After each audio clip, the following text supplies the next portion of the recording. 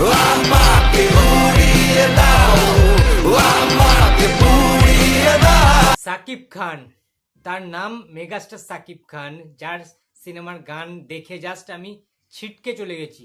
আমি ইন্ডিয়াতে থাকি, কলকাতায় থাকি, মাঝে মাঝে খুব হিংসা হয় সাকিব খানকে নিয়ে, মাঝে মাঝে খুব দুঃখ হয়, কষ্ট হয় যে কলকাতায় থেকে আমরা এই জিনিসগুলো পাই না, বাংলা সিনেমাতে তো হয়ই না।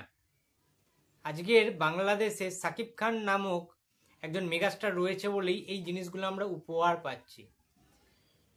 রকস্টার সিনেমার যে গানটা আজকে রিলিজ করলো, মানে যেন মনে হচ্ছে একটা বলিউড হলিউডই একটা ভাইব রয়েছে গানটার মধ্যে। অ্যাকোস্টিক গিটার থেকে শুরু করে শাকিব খান যেভাবে পুরো গানটার মধ্যে পারফরমেন্স দিয়েছেন, যে এনার্জেটিক পারফর্ম মেগাস্টার শাকিব খানের, যেভাবে লাফাচ্ছেন, স্টেজে জাম্প করছেন শাকিব খান, তিনি গান গাইছেন, তিনি গিটারিস্ট, গিটার বাজাচ্ছেন, তিনি ড্রামার, সাকিব খান নিজেই ড্রাম বাজাচ্ছে কোনো অংশে, লাস্টের দিকে দেখছি কাউকে খুঁজছেন, তার হয়তো প্রিয় মানুষটাকে, কাছের মানুষটাকে সে খুঁজে বেড়াচ্ছে, হয়তো সে খুঁজে পাচ্ছে না, তারপর সে রেগে যাচ্ছে, তার ফ্রাস্ট্রেশন কাজ করছে, সেই ফ্রাস্ট্রেশন থেকে সে দৌড়ে দৌড়ে দৌড়াচ্ছে এবং সে শুয়ে পড়ছে তার ফ্যান ফলোয়িং অডিয়েন্সের মাঝখানে, তাকে তারা ধরে রয়েছে। Salute to you megastar Sakib Khan. এই রকম লেভেলের পারফরমেন্স, এই রকম লেভেলের পাওয়ার অফ ব্লাস্টিং একটা এনার্জেটিক কি বলবো স্টেজ শো, লাইভ শো এর আগে কখনো দেখিনি সাকিব খানকে এইরকম রূপে। আগুনের গোলা, পুরোই আগুন সাকিব খান, বলতে বাধ্য হচ্ছে আজকে, ঠিক আছে।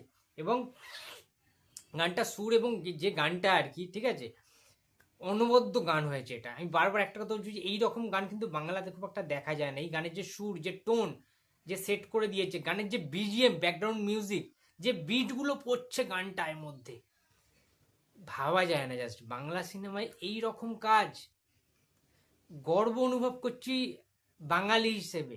হতে পারে আমি ওয়েস্ট বেঙ্গলে থাকি, কলকাতায় থাকি, বাট ঢালিউড ফিল্ম ইন্ডাস্ট্রি, বাংলাদেশের ইন্ডাস্ট্রি এতটাই এগিয়ে যাচ্ছে, তারা এইরকম এক্সপেরিমেন্টাল সিনেমা করছেন মেগাস্টার সাকিব খানকে নিয়ে, এটা তো গর্ব করার মতো, প্রাউড ফিল করার মতোই একটা ঘটনা, তাই নয় কি?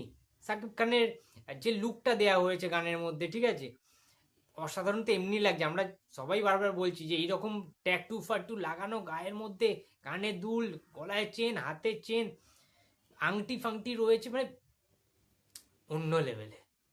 সাকিব খানের যে অরা, সাকিব খানের যে স্টারডাম, সাকিব খান যে একজন গ্লোবাল স্টারে পরিণত হয়েছে, এই গানটা না দেখলে হয়তো বোঝা যাবে না। আমার তো মনে হচ্ছে রকস্টার সিনেমা সাকিব খানের এই যে গানটা, আমাকে পুড়িয়ে দাও, আমাকে উড়িয়ে দাও, আমাকে ভাসিয়ে দাও ওই নীল আকাশে, এই যে ভাইব, গানটার যে একটা উত্তেজনা, উচ্ছ্বাস, মানে গায়ের রক্ত গরম হয়ে যাচ্ছে, গায়ের লোম খাড়া হয়ে যাচ্ছে। সিরিয়াসলি বলছি, সাকিব খানকে দেখে গানটা শুনে গায়ে রীতিমতো গুজবাম্পস দিচ্ছে। একটুও বাড়িয়ে বলছি না আমি, বিশ্বাস করো তোমরা, ট্রাস্ট মি।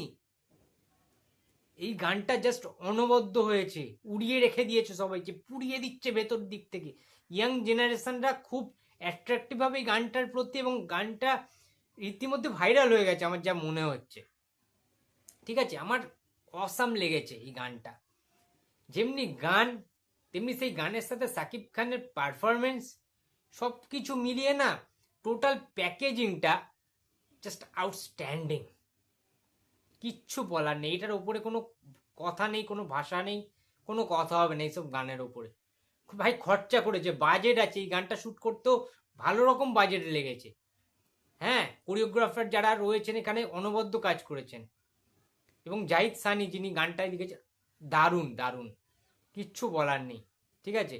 তো একটাই কথা বলবো, রকস্টার ছবির জন্য খুবই ওয়েট করে রয়েছি, যদিও আমরা দেখতে পাবো না, আমরা অনেক দিন পরে দেখতে পাবো। ঈদুল আজহাতে রিলিজ করছে বাংলাদেশে টোটাল এন্টায়ার হলে, তোমরা সবাই দেখো, দেখে জানাবে কেমন লেগেছে। বাট এই গানটার রিয়াকশন রিভিউ করলাম, শেষ শেষ শেষ, সব শেষ করে দিয়েছে এই গানটা, ঠিক আছে।